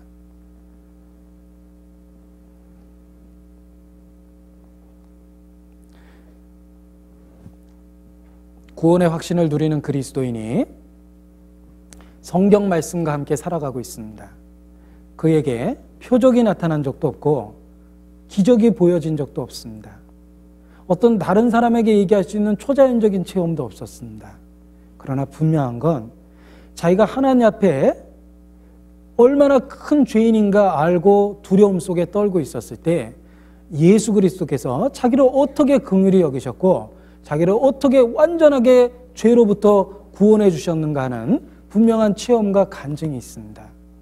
실제로는 그것이 우리에게 가장 큰 기적이며 우리가 증거해야 될 가장 놀라운 사실입니다. 그런데 그 중요한 사실을 작게 여기고 오히려 작은 표적이나 이적이나 기적에 연연한다면 그건 중심이 잘못됐다는 겁니다. 자, 또한 이 거짓 선지자의 특징은 우선순위가 잘못되어 있습니다.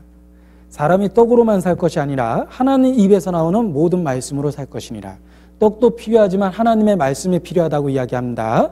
먹는 거 입는 거 필요하다고 이야기합니다. 그러나 더 중요한 건 먼저 그의 나라와 그의 의를 구하라.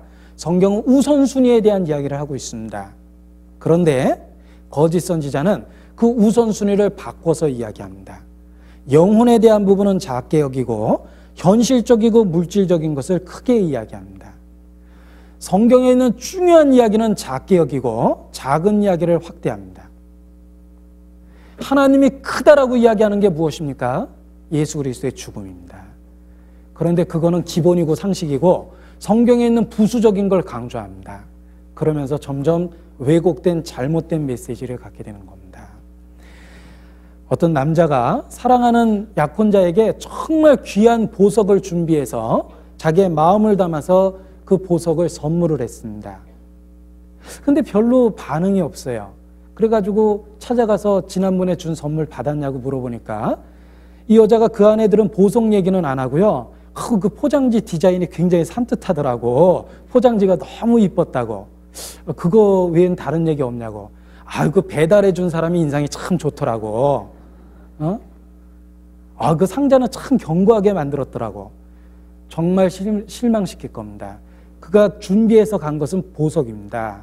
그 중요한 거에 대해서는 아무런 말이 없고, 그리고 오히려 부수적인 것만 자꾸 얘기한다면 그는 선물을 준 사람에게 큰 실망을 자아내게 할 겁니다.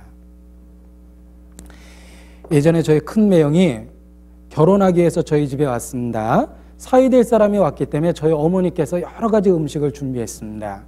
그런데 음식 다 먹고 나서 사위될 사람한테 물어봤습니다. 뭐가 제일 맛있었냐고. 그랬더니 보리차가 참 맛있네요. 그러니까 저희 어머니가 아주 그 화를 내시는 걸 봤어요.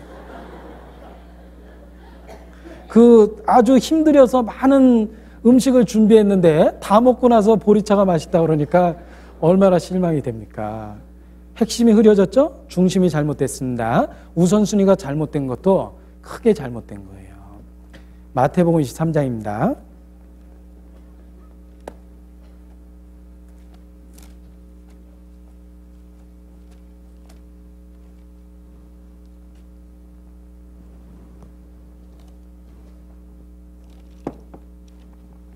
(23절) 제가 읽겠습니다. 화 있을진저 외식하는 서기관들과 바리새인들이여, 너희가 박하 회당과 근처에 11조를 들이대 율법에 더 중한 바 의와 인가시는 버렸도다. 그러나 이것도 행하고 저것도 버리지 말아야 할지니라. 소경된 인도자여, 하루살이는 걸러내고 약대는 삼키는도다. 자, 그들은 작은 것을 크게 여겼습니다. 작은 걸 크게 여기고 정말 큰 것을 작게 여겼습니다. 그들의 외식함에 대해서, 어리석음에 대해서 예수님이 책망하셨는데 거짓 선지자들이 그러합니다. 성경에 있는 정말 중요한 이야기를 작게 만들고, 그리고 지엽적이고 부분적인 메시지를 강조하고 더 크게 이야기합니다. 거짓 선지자의 특징입니다. 그리고 또 하나, 이 거짓 선지자는 그 말하는 걸 가만히 들어보면 하나님이 자기를 어떻게 사랑하셨고 하나님이 자기를 위해 무슨 큰 일을 하셨는가 말하는 것이 아니라 자기가 하나님을 어떻게 사랑했고 자기가 하나님을 위해서 무엇을 행했는가 주로 이야기합니다. 제가 잘못된 사람의 이야기를 해보겠습니다. 그의 간증입니다. 제가 모태신앙입니다. 어려서부터 믿는 부모님 밑에 태어나서 어려서부터 하나님을 섬기고 내 인생을 하나님께 드리려고 결심을 하고 살았습니다. 내가 크고 작은 유혹도 많이 받았지만 그 어려운 가운데서 하나님만 의지하고 내 학창시절도 보냈고 젊은 날도 그렇게 보냈습니다. 유혹도 많았지만 정말 내가 하나님 사랑하는 마음으로 그 유혹을 딛고 하나님 앞에서 올바로 살려고 노력을 했습니다.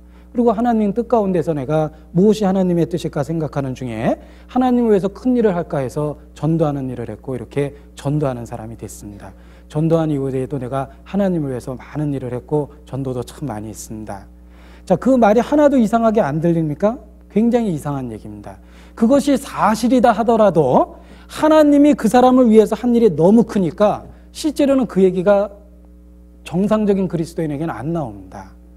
정상적인 그리스도인은 하나님이 나 같은 죄인을 어떤 사랑으로 사랑하셨는가 그리스도에 대한 이야기를 하며 그가 무슨 일을 하셨는가 나를 위해서 어떤 일을 하셨는지를 이야기합니다. 그런데 자기중심적으로 얘기하는 사람의 말을 잘 분석해 보면요, 그 사람은 예수님이 십자가에 안 죽어도 천국 갈 사람이에요. 말은 그렇게 안 하는데 아무런 하자가 없어요, 인생에. 그 사람은 십자가 없이도 천국 갈 거라고 생각합니다. 사람들에게 천국 갈 것 같은 사람이 누구냐고 물어보면 1위가 테레사 수녀입니다. 그 사람의 신앙 때문에 그렇게 평가한 게 아니에요. 그 정도 선하게 살았다면 천국 갈 거라는 거죠. 그는 십자가라는 대속을 무시하고 한 얘기입니다. 테레사 수녀도 천국 간다면 십자가라는 그리스도의 은혜를 힘입어 가는 것이지, 어느 누구도 자기의 선행을 힘입어 천국에 가는 사람 없습니다.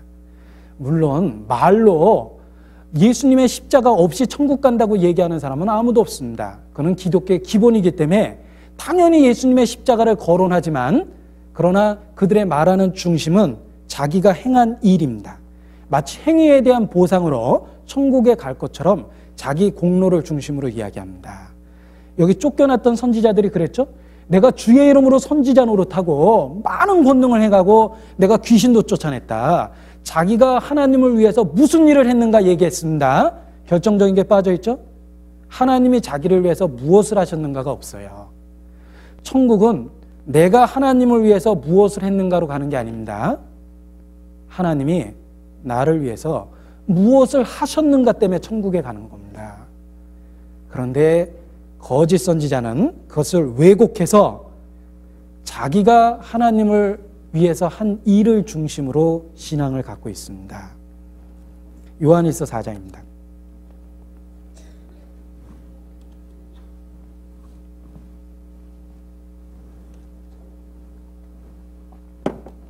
요한일서 4장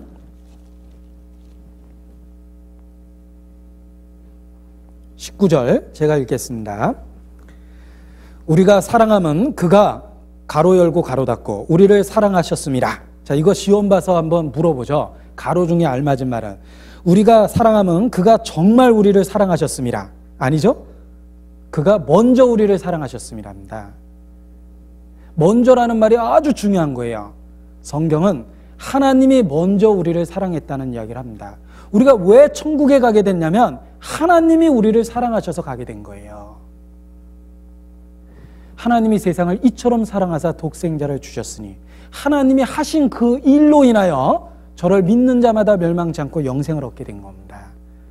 순서가 있습니다. 절대 바꿔줘서는 안 될 순서가 있습니다. 하나님이 우리를 사랑하셨습니다. 하나님이 우리를 위하여 놀라운 일을 행하셨습니다. 그가 인생들을 위하여 놀랍고 기이한 일을 행하셨습니다. 독생자를 주셨습니다. 그 일로 인하여 우리가 천국에 갈 수 있게 된 겁니다.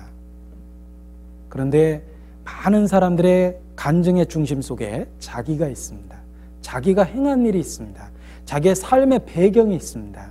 불행한 얘기지만 그러한 간증은 성경적이지 않으며 구원을 보장하지 못합니다. 로마서 11장입니다. 로마서 11장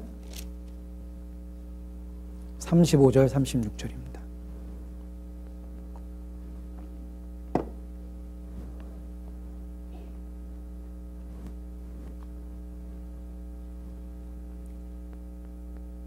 같이 읽겠습니다.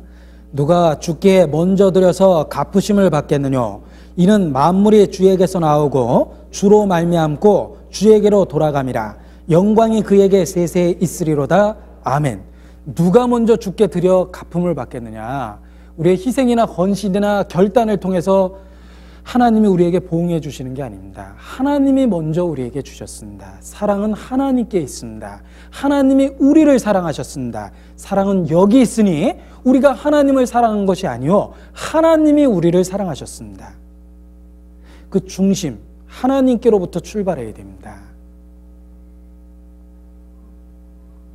아무리 강조해도 지나친 게 아닌 아주 중요한 진리라고 생각합니다. 자, 또한 마태복음 22장 다른 관점에서 또 보시겠습니다. 마태복음 22장 37절입니다.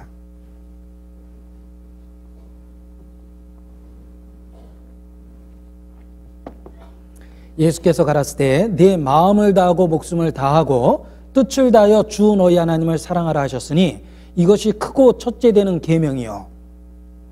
자, 하나님의 크고 첫째 되는 계명이라 말씀하셨습니다. 그리스도인은 성령이 오셔서 우리 마음에 역사하실 때 바로 이 크고 첫째 되는 계명이라는 목표를 향해서 이 목표가 자기의 소원이 됩니다. 우리의 육체가 약해서 그 소원만은 못한다 하더라도 우리의 소원은 틀림없이 이러한 목표를 갖고 있습니다. 현재의 내 삶은 죄성이 있기 때문에 연약합니다. 내 수준은 이만치 못합니다. 그러나 분명한 건 내 수준은 이것만 못하지만 하나님이 준 목표는 이겁니다. 마음을 다해서 목숨을 다해서 뜻을 다해서 성품을 다해서 하나님 사랑하기를 원하며 성령은 그 목표를 향해서 끊임없이 우리 안에서 활동하고 계십니다. 그게 그리스도인입니다. 좁은 길을 걸으며 항상 기뻐하는 것 주의 영이 함께함이라. 성령이 계십니까?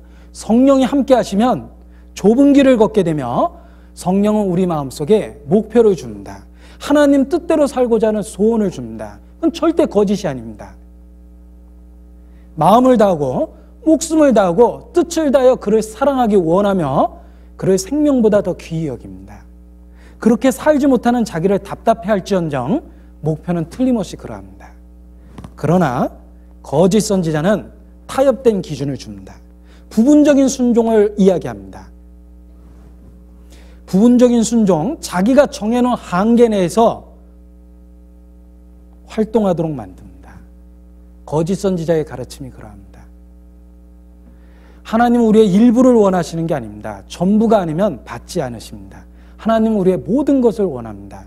우리 중에 누구든지 자기를 위하여 사는 자가 없다라 그랬습니다. 너희는 너희 것이 아니라.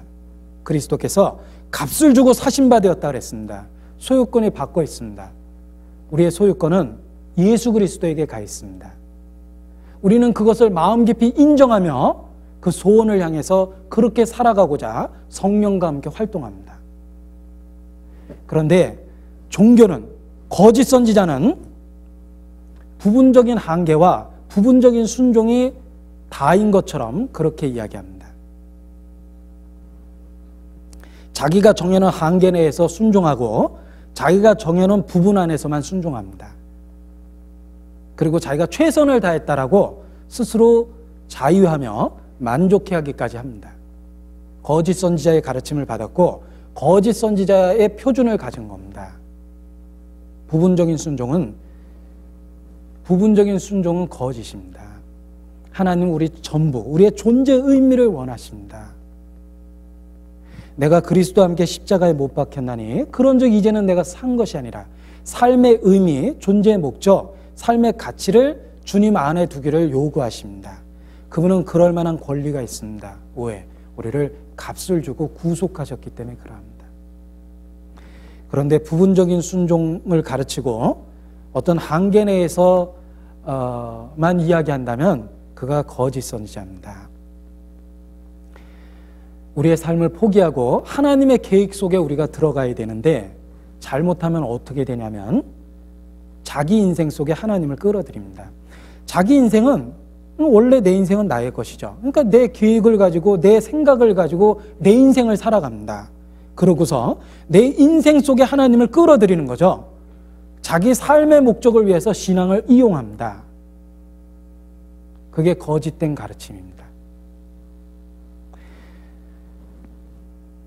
하나님은 우리의 부분적인 희생을 원하는 게 아닙니다. 헌신을 원합니다. 헌신은 우리 자체를 하나님께 드리는 거예요. 우리 시대의 그리스도인은 부분적인 순종, 자기가 정해놓은 한계 안에서만 활동합니다. 잘못된 가르침을 갖고 있는 겁니다. 난 일요일은 교회 가지만 평일날은 안 돼. 자기가 정해놨죠? 난 수요일과 일요일은 내가 교회 가지만 다른 날은 안 돼. 그리고 신앙 얘기를 가정에까지 와서 하고 싶진 않아. 뭐 이런 식의 자기 기준, 그게 다 잘못된 가르침입니다. 잘못된 표준을 삼는 거예요. 우리는 어디에 있든지, 직장에 있든지, 가정에 있든지, 어느 곳에 있든지 우리의 존재 목적이 그리스도인이라는 것, 그리스도를 위해 존재한다는 걸 잊어서는 안 됩니다. 그 신앙이라는 기반 위에 내 가정도 있고 내 이상도 있고 내 삶의 목적도 있는 겁니다. 터가 그리스도입니다. 그래서 부분적인 순종이나 자기가 정해놓은 한계 내에서 활동하고자 하는 건 잘못된 가르침을 받은 결과다. 그렇게 이야기할 수 있습니다. 우리 시대의 그리스도인은 헌신하는 게 아닙니다.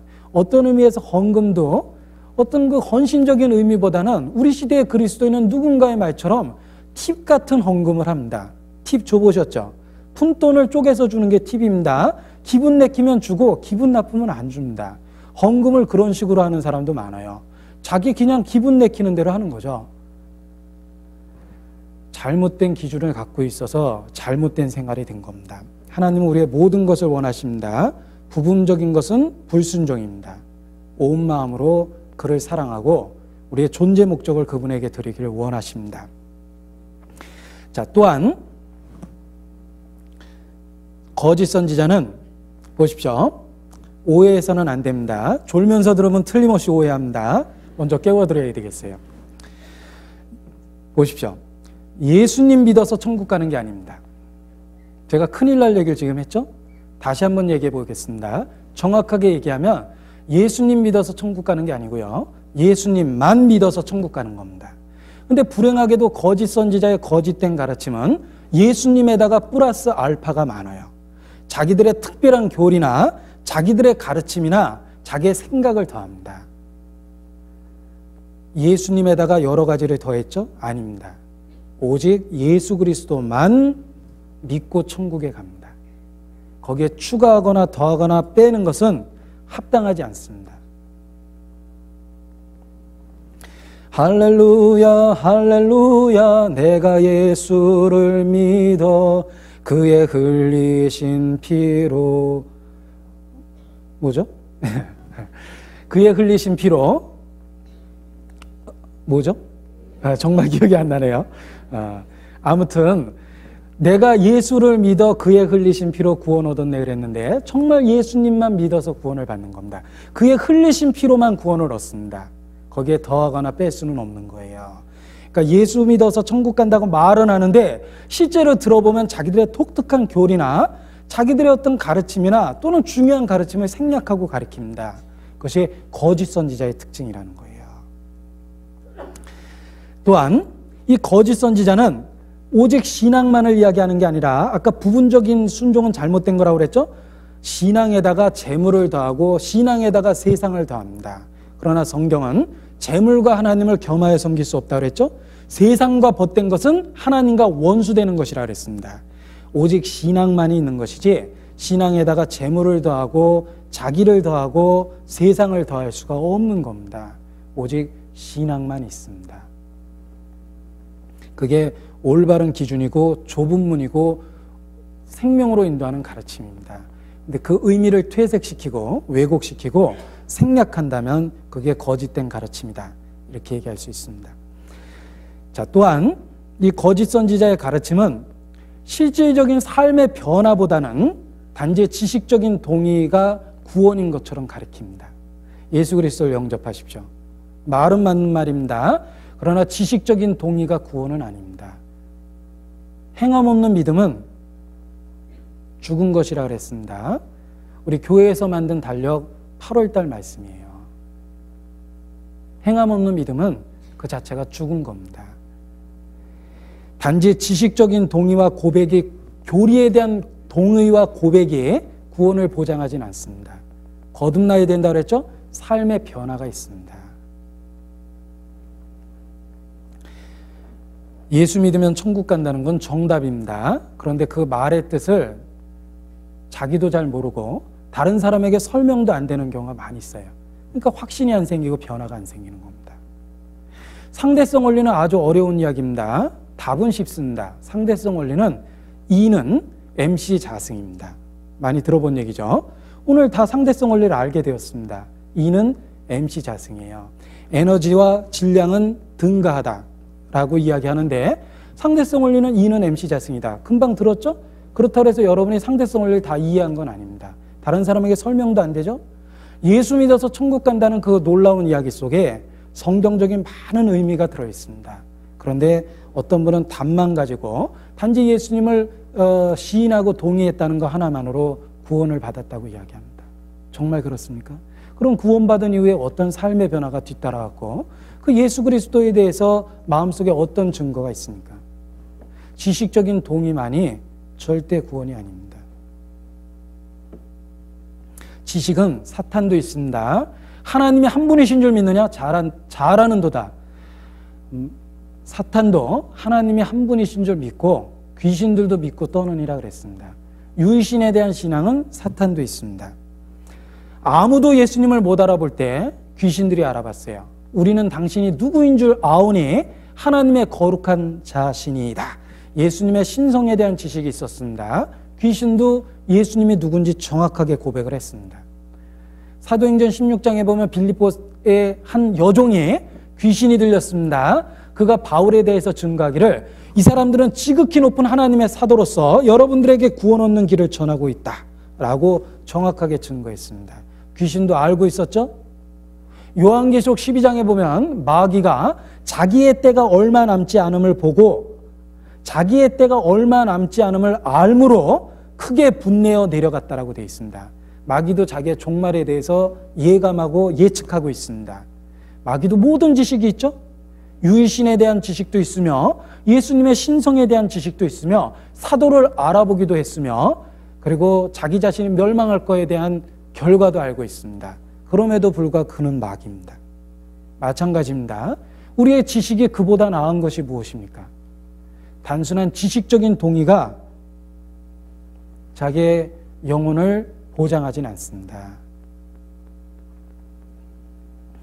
또한 거짓된 가르침 속에 어떤 특징이 있냐면 죄를 계명과 율법으로 억제시킬 수는 있습니다. 밉지만 살인하지 마라라는 계명이 살인을 억제할 수 있습니다.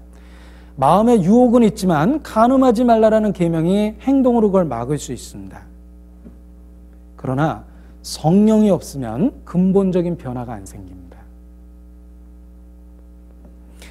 죄를 억제는 하나 근본적인 변화가 없다면 그는 성경적인 가르침을 받지 않은 결과입니다.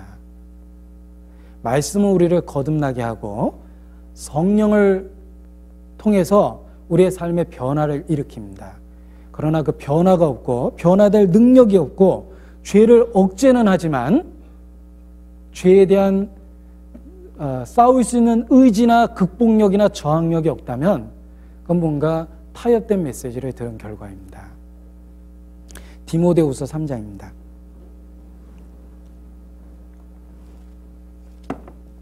디모데후서 3장 5절입니다.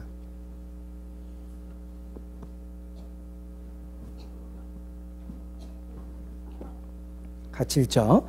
경건의 모양은 있으나 경건의 능력은 부인하는 자니 이 같은 자들에게서 내가 돌아서라. 모양은 얼마든지 갖출 수 있습니다. 사람에게 보이려고 기도할 수 있습니다. 사람에게 보이려고 구제할 수 있습니다. 사람에게 보이려고 금식할 수 있습니다. 사람에게 보이려고 외적인 신앙의 고백을 가질 수도 있습니다. 그러나 거듭나지 않으면 근본적인 변화가 안 생깁니다. 경건의 모양은 얼마든지 갖출 수 있습니다. 사람은 외모를 보기 때문에 외모는 얼마든지 가장합니다. 뛰어난 배우는 정말 우리가 착각이 일어날 만큼 그 드라마를 통해서 착각이 일어날 만큼 아주 뛰어나게 사실처럼 연기합니다. 그것처럼 신앙을 뛰어난 연기력으로 커버할 수 있습니다. 그러나 내적인 변화가 없다면 그 속에 주님을 사랑하는 마음도 없으며 죄에 대한 저항력도 없으며 죄에 대한 극복력도 없습니다. 하나님 뜻대로 살고자 하는 의지조차 없습니다. 단지 형벌의 면제로 인해서 기뻐하는 지식이 있겠죠. 지옥엔 안 가게 됐다. 정말 그 지식이 자기를 구원할 거라고 생각합니까? 유다서입니다. 성경 유다서 19절.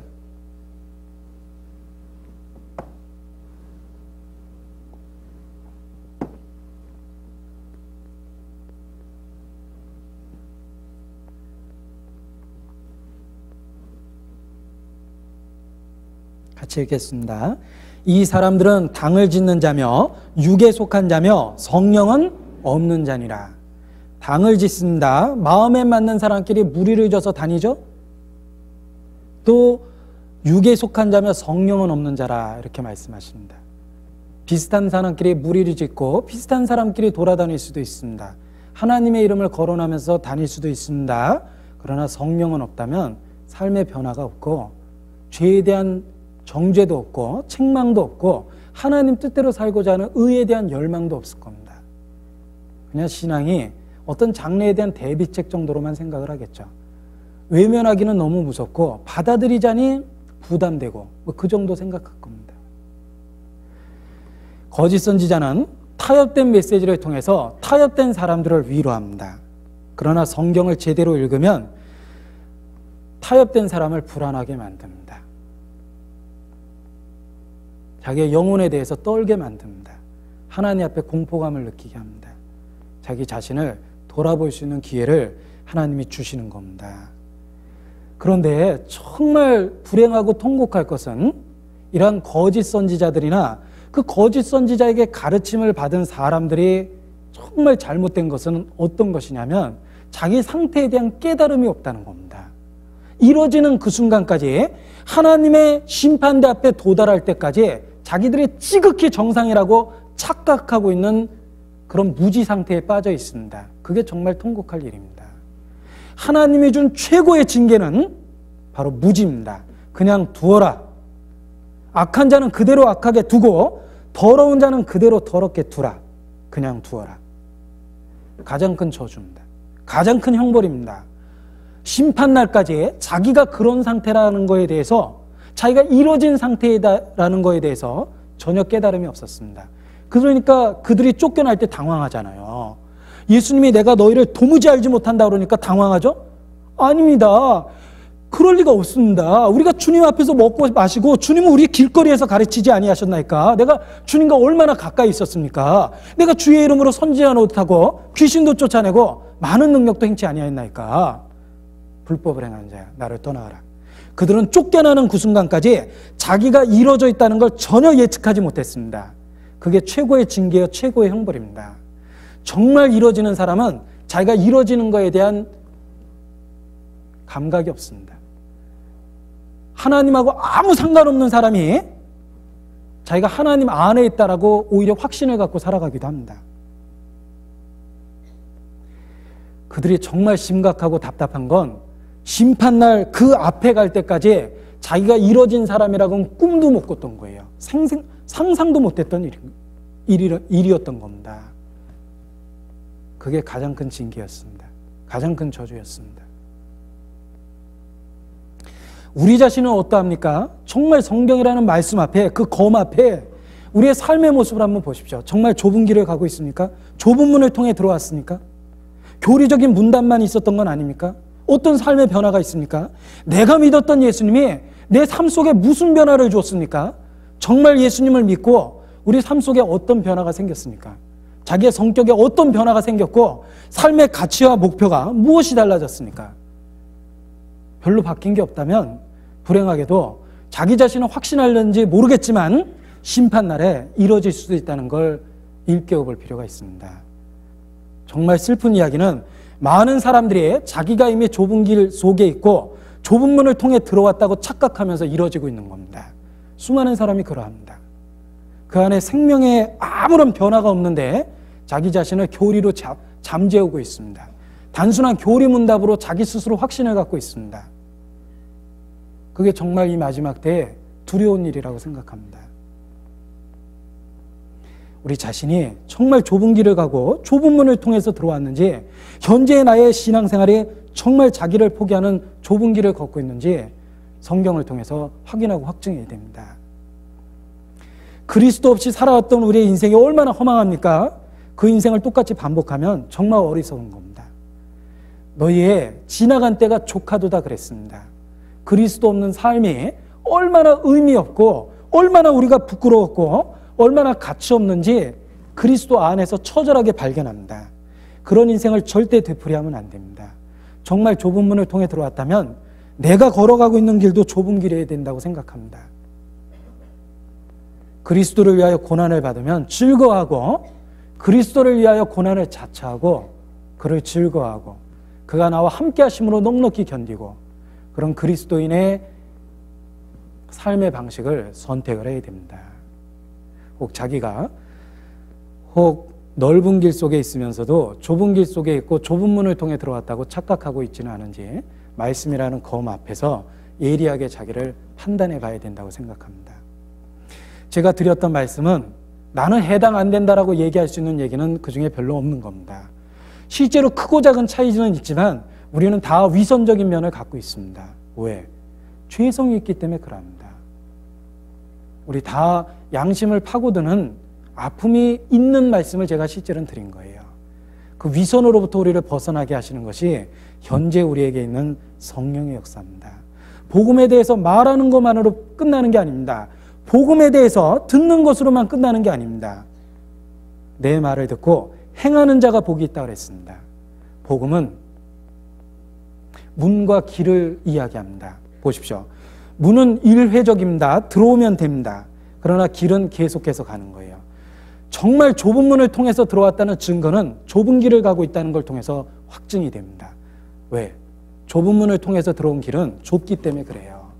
그런데 혹 자기가 구원이라는 좁은 문을 통과했다고 생각은 하는데 현재 넓은 길 속에 서 있다면 뭔가 이상합니다.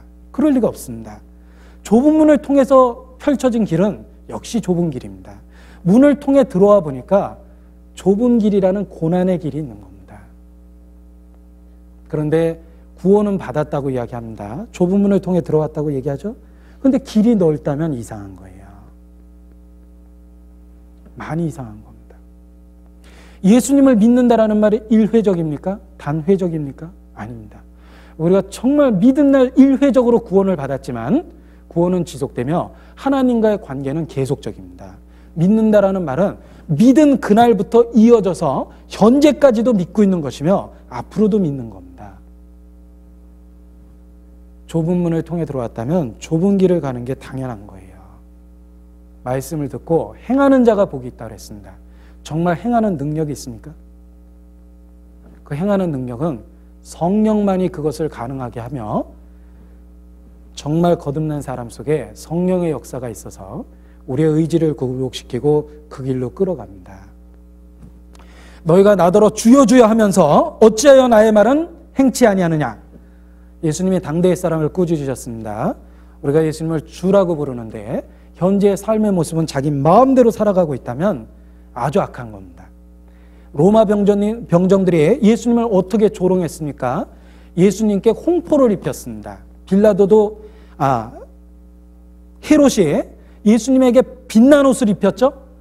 헤롯도 예수님을 조롱하면서 빛난 옷을 입혔고 로마 병정들도 홍포를 입혔습니다. 머리에 가시관을 씌웠죠. 유대인의 왕이여 하면서 그 앞에 절하고 조롱했습니다. 만약 입으로 예수님을 주라고 부르면서 계속해서 불순종하는 삶을 살아간다면 그가 바로 예수님께 홍포를 입히고 빛난 옷을 입혀놓고 조롱하고 있는 로마 병정과 같은 겁니다. 말은 주님이라고 불렀는데 실질적인 삶에 있어서는 그를 처절하게 짓밟고 있죠.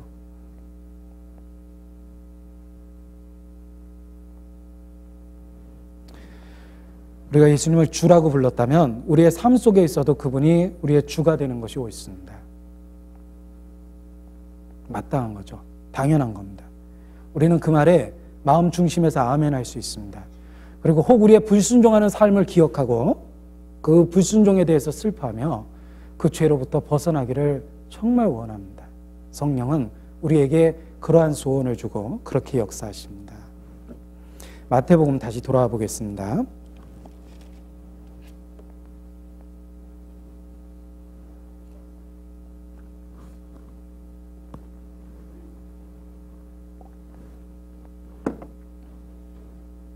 (21절) 나더러 주여 주여 하는 자마다 천국에 다 들어갈 것이 아니요 다만 하늘에 계신 내 아버지의 뜻대로 행하는 자라야 들어가리라.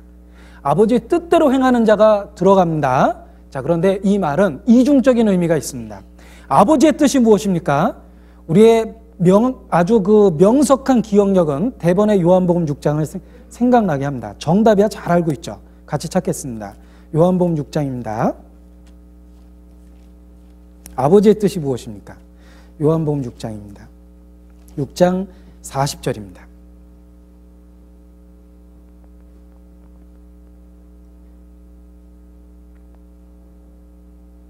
같이 읽죠.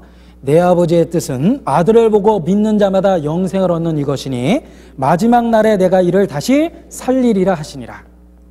아들을 보고 믿는 것이 아버지의 뜻입니다. 아들을 보고 믿는다라는 말은 그의 완성한 속죄, 그가 우리를 위하여 구원하셨다라는 그 사실을 믿는 일이 들어있습니다. 가장 중요하죠. 그러나 또 하나 명확하게 이야기할 것이 있습니다. 아들을 믿는다라는 말은 현재형으로 있습니다. 그가 나를 위해서 죽고 부활하시고 내 죄를 용서하셨다는 걸 믿는 게 구원이 아니라 그걸 통해서 예수님을 믿었다면 현재도 그 아들을 믿고 살아야 됩니다. 이는 내 사랑하는 아들이여 기뻐하는 자니 그 다음 말이 있습니다. 너희는 그의 말을 들으라 그랬습니다. 그의 말을 듣고 순종하는 삶이 필요하다는 거예요. 순종하는 삶 속에서 우리의 믿음이 생명력이 있고 올바르다는 걸 확인해 볼 수 있는 겁니다.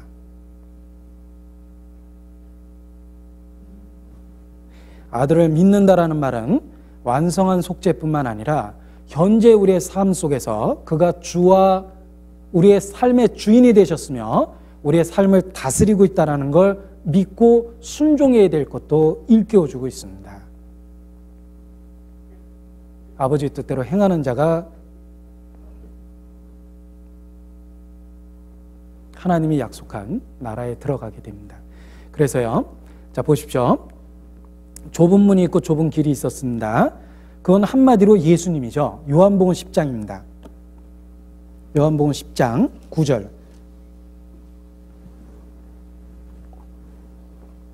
같이 읽겠습니다. 내가 문이니 누구든지 나로 말미암아 들어가면 구원을 얻고 또는 들어가며 나오며 꼴을 얻으리라. 좁은 문은 예수님입니다. 그럼 좁은 길은 무엇입니까? 요한복음 14장입니다.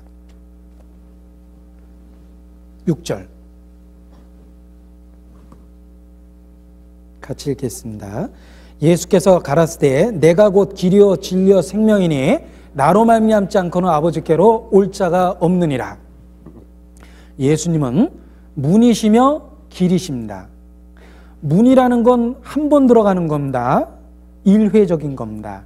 길이라는 건 계속 가는 것이죠. 예수님은 단 한 번 우리를 구원하셨습니다. 하나님의 자녀가 되게 하셨습니다. 구원은 단 한 번 순간적으로 일회적으로 있는 사건입니다. 그러나 예수님은 문일 뿐만 아니라 길이라는 것도 알아야 돼요. 길은 계속적이고 반복적이고 현재형입니다. 우리의 삶의 방식을 이야기합니다. 예수님을 구원의 문으로 믿었다면 당연한 얘기지만 그 예수님을 통해서 구원의 길을 구원받은 사람답게 살아가야 됩니다. 근데 문은 인정하는데 길을 인정하지 않는다. 그게 넓은 문입니다. 뭔가 잘못된 거예요. 왜곡된 거예요. 복음의 의미를 퇴색시킨 겁니다. 살아있는 믿음은 역사합니다. 행함으로 구원받는다는 뜻이 아니라 정말 살아있는 믿음은 행함으로 나타납니다. 열매를 보아 나무를 알지니 그랬습니다.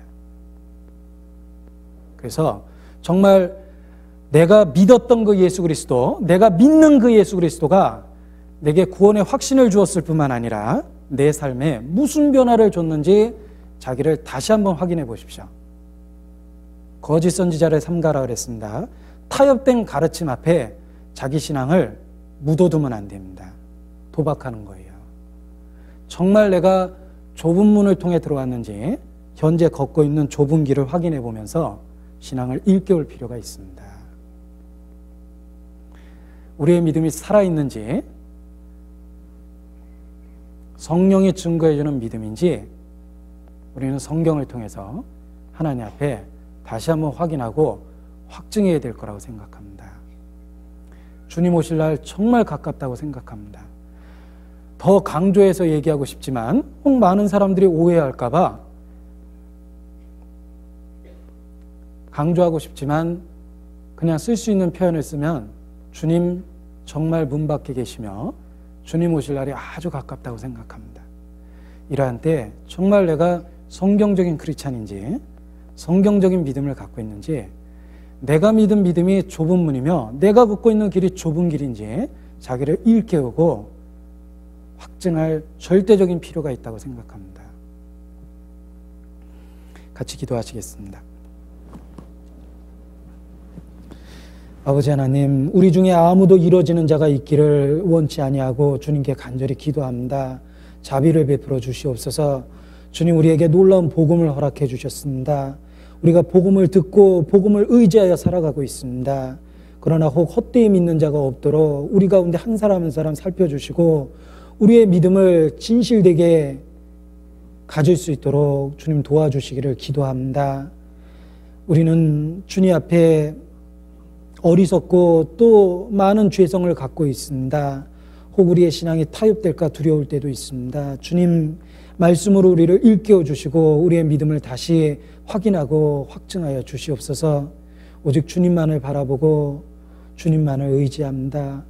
우리 삶 가운데 함께하여 주셔서 더욱 우리와 동행하시고 우리와 함께하심을 우리 자신에게뿐만 아니라 우리 주변에 있는 모든 사람에게 나타낼 수 있도록 도와주시기를 주님 앞에 기도합니다.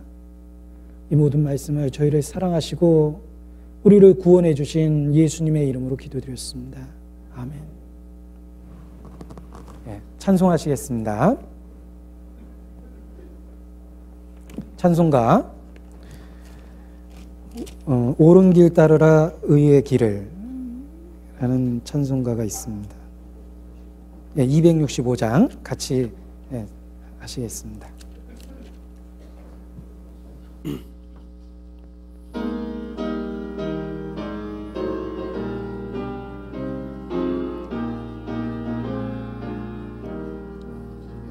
옳은 길 따르라 의의 길을 세계 만민이 의의 길 이 길 따라서 살 길을 온 세계에 전하세 만 백성이 나갈 길 어두운 밤 지나서 동튼다 환한 빛 보아라 저 빛 주 예수의 나라 이 땅에 곧 오겠네 오겠네 주 예수 따르라 승리의 주 세계 만민이 돌아갈 길과 진리요 참 생명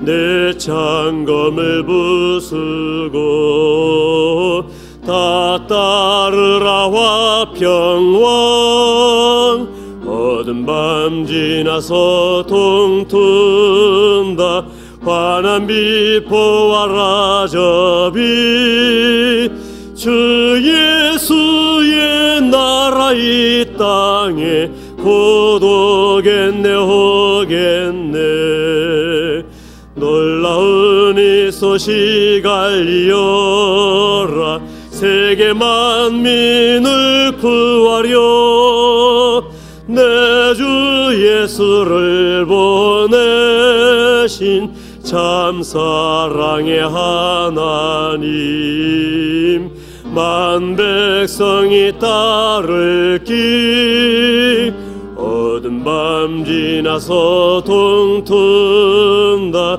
환한 빛 보아라 저 빛 주 예수의 나라 이 땅에 곧 오겠네 오겠네 고난 길을 치고 찾아온 길 많은 백성을 구한 길 모두 나와서 믿어라 온 세상이 마침내 이 진리에 살겠네 어두운 밤 지나서 동튼다 환한 빛 보아라 저 빛 주 예수의 나라 이 땅에 곧 오겠네 오겠네